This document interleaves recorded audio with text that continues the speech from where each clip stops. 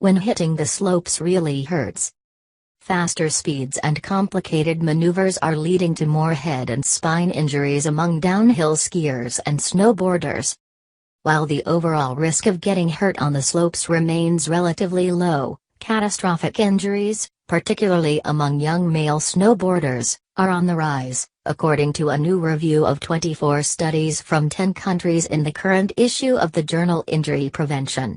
The review notes that the increased risk coincides with the growing popularity of acrobatic and high-speed activities in winter sports. Much of the risky behavior is fueled by snowboarding, a sport that rewards speed and attracts teenaged and young adult males, according to the researchers. In the United States, snowboarders are nearly twice as likely to be injured as skiers. A Norwegian report found that snowboarders are 3 to 4 times more likely than skiers to be hurt, and a study from Canada found that snowboarders were 50% more likely than skiers to suffer head and neck injuries.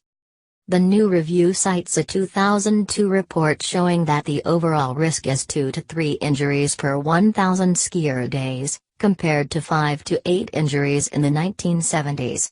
The reduction is due primarily to better ski equipment. But in several of the studies reviewed, the risk of severe head injury was found to have increased over time, with death rates as high as 2 per million skier visits. In one study of 1,214 skiers and snowboarders admitted to a hospital in Colorado, 16 of the injured died. Skiers and snowboarders under the age of 35 were found to be 3 times more likely than older participants to sustain a head injury, and male skiers and snowboarders were twice as likely as females to suffer head injuries. Although 70% of the head injuries were concussions, 14% resulted in serious harm to the brain. Helmet use is associated with a 22% to 60% reduction in head injury risk, but helmets remain a surprisingly controversial accessory.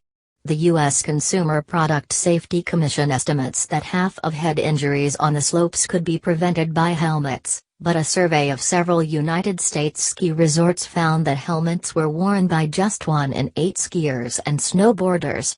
Notably, the most skilled athletes were most likely to wear a helmet. Although there has been some speculation that helmets may increase the odds of spinal injury in children, the new review cites 3 studies showing that helmets do not raise such a risk. It is true that many parents buy helmets too big, so that kids will grow into them. A poorly fitted helmet offers less protection, impeding vision and muffling hearing. Although more study is needed, the review authors conclude that the benefits of helmet use in preventing serious head injury far outweigh any risk. Many winter athletes are injuring themselves simply by going too fast. Most serious injuries result from collisions with other skiers and snowboarders, or with trees, rocks and chairlift poles. To minimize the risk, ski experts recommend that beginners take lessons.